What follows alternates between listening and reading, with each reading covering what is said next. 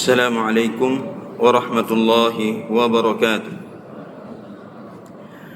الحمد لله رب العالمين الذي بنعمته تتم الصالحات، ونسأل الله تبارك وتعالى أعلى الدرجات، ونصلي ونسلم على رسول الله سيد السادات. Kaum muslimin dan muslimat jamaah salat zuhur yang semoga kita semua dirahmati Allah Subhanahu wa taala.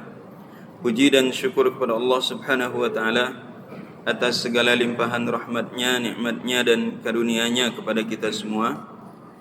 Salawat beriring salam kita haturkan pada Nabi Allah yang mulia, Nabi Muhammad sallallahu alaihi wasallam.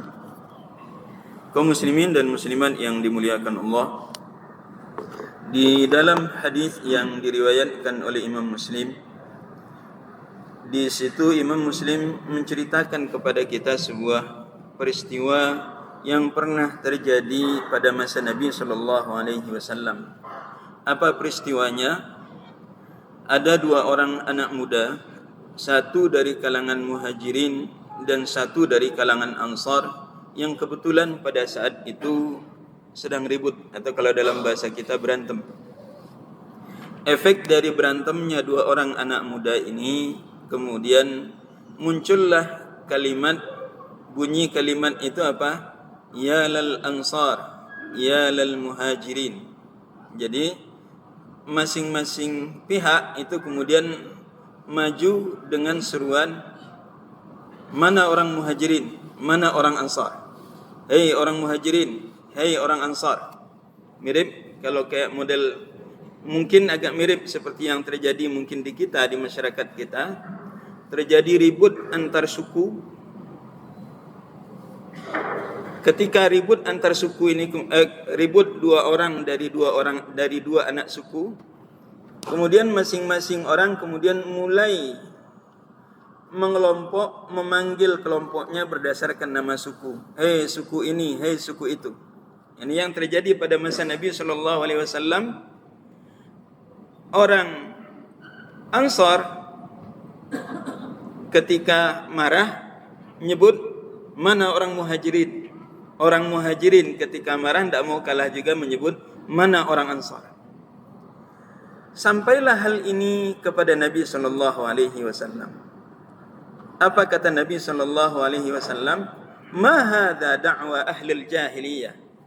Apa ini yang kalian gunakan? Kalimat ini adalah kalimat seruan yang dipakai oleh orang-orang jahiliyah. Kaum muslimin dan muslimat yang dimuliakan Allah Subhanahu wa taala, hadis ini memberikan kepada kita sesungguhnya banyak sekali pelajaran. Yang pertama, tidak bisa dinafikan adanya perselisihan di antara satu pihak dengan pihak lain, meskipun mungkin mereka sudah beragama Islam.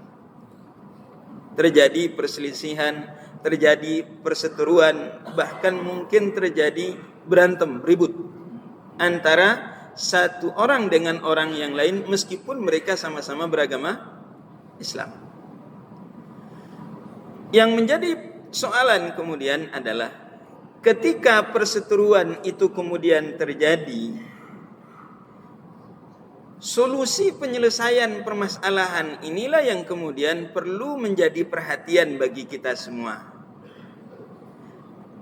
Di dalam hadis ini, Imam Muslim atau periwayat menyampaikan kepada kita, di dalam hadis yang diriwayatkan oleh Imam Muslim, terjadilah pengelompokan di tengah masyarakat, friksi di tengah masyarakat, yang fokus dari pengelompokan itu ada pada apa? Mengelompok pada sukunya masing-masing, mengelompok pada habitatnya masing-masing, tidak peduli apakah itu benar atau salah. Inilah yang Nabi sallallahu alaihi wasallam katakan, inilah yang disebut sebagai apa? Semboyan atau seruan jahiliyah.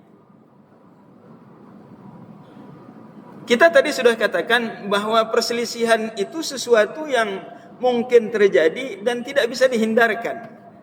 Namun yang diajarkan oleh Islam kepada kita adalah ketika sebuah perselisihan itu terjadi, penanggulangan yang baik itulah yang semestinya yang harus kita lakukan. Bagaimana penanggulangannya? Nah, di dalam ayat Allah Subhanahu wa taala sampaikan di dalam surat Ali Imran, Allah berfirman, "A'udzu billahi minasyaitonir rajim. Wa'tasimu bihablillahi jami'an wa la tafarraqu." Perselisihan mungkin tidak bisa kita hindarkan. Namun yang setiap kita harus ingat di dalam diri kita adalah kita harus menjaga nilai pokok yang ada di antara sesama kita di dalam basis sosial di antara sesama umat Islam adalah menjaga persatuan di antara sesama umat Islam. Nah, persatuan itu bagaimana basisnya? Allah katakan, wa'tasimu, berpegang teguhlah kamu sekalian bihablillah, dengan talinya Allah. Rumusan teknis, kalau secara besarnya hablullah itu bisa dimaknai pada intinya pada kalimat la ilaha illallah, atau pada jabaran teknisnya kita bisa lihat pada kandungan nilai yang terdapat di dalam Quran dan di dalam hadis. Ketika sebuah perseteruan, perselisihan itu terjadi, hendaknya lah kita berfokus kepada benar dan salah. Benar dan salah ini diukur, dinilai berdasarkan apa? Kesesuaiannya dengan Quran dan hadis. Ada dua orang yang ribut, langsung masing-masing pihak itu berfokus kepada permasalahan yang sedang diributkan mana. Siapa yang benar, siapa yang salah.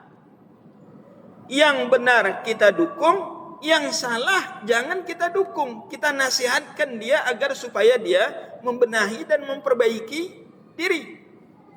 Jangan sampai kemudian ketika perseteruan itu terjadi antara dua orang, itu kemudian melebar dengan sebutan pengelompokan yang hilang fokusnya dari benar dan salah, tapi langsung mengelompok kepada langsung pindah kepada isu, oh ini orang suku saya, ini orang yang sama organisasinya dengan saya. Yang menarik untuk kita cermati di dalam hadis ini tadi adalah istilah muhajirin dan istilah ansar itu sudah menjadi istilah yang dilegalkan di dalam Quran. Yang istilah ini diakui. Ada orang yang disebut dengan muhajirin, ada orang yang disebut dengan ansar. Baik di dalam Quran ataupun di dalam hadis itu sudah dilegalkan istilahnya. Namun kalau istilah ini yang tadinya berfokus kepada mereka yang menegakkan agama Allah, orang muhajirin siapa? Orang-orang yang tadinya dari Mekah, mereka hijrah ke kota Madinah, disebutlah mereka dengan kalangan muhajirin. Kenapa mereka hijrah? Karena mempertahankan agamanya, karena berfokus kepada yang benar, karena ingin mencari ridha Allah. Orang-orang Madinah yang menerima muhajirin yang disebut dengan ansar, kenapa mereka disebut dengan istilah ansar? Karena mereka menerima saudara-saudaranya dari kalangan muhajirin dengan penuh kelapangan hati untuk meraih ridhonya Allah Subhanahu wa taala juga.